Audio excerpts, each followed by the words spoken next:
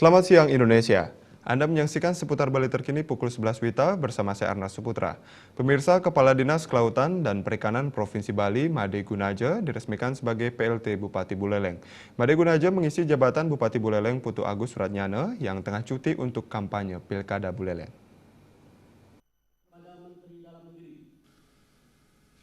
Pengangkatan Made Gunaja sebagai PLT Bupati Buleleng dilaksanakan di Wiswa Saber Non Denpasar oleh Gubernur Bali Made Mangkupastika. Gubernur Pastika berpesan Made Gunaja mampu menjalankan pemerintahan Buleleng selama Putu Agus Suratnyana cuti kampanye untuk kembali bertarung dalam Pilkada Buleleng mendatang. Sementara PLT Bupati Buleleng Made Gunaja berkomitmen untuk berusaha melanjutkan program Pemkab Buleleng dan sisa program Pemkab yang belum berjalan dan melakukan koordinasi dengan jajaran SKPD Buleleng. Yang pertama, seperti yang amanat dari Kementerian Dalam Negeri, saya harus melakukan konsolidasi untuk melanjutkan program-program dan kegiatan yang tersisa di tahun anggaran 2016 ini.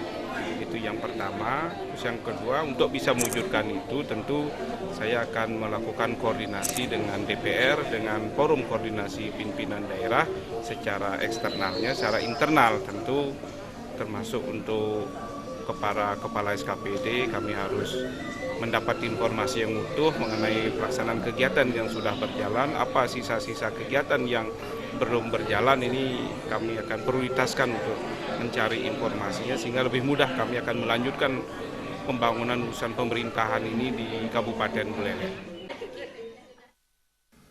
Terkait pemilu mendatang, Made Gunaja menyatakan pihaknya berkoordinasi dengan semua pihak termasuk KPU, Panwas, DPRD, dan Kepolisian agar Pilkada Buleleng berlangsung aman dan damai. Agus Sudiatmike, Bali TV. Sekian seputar Bali terkini kali ini. Terima kasih untuk perhatian Anda.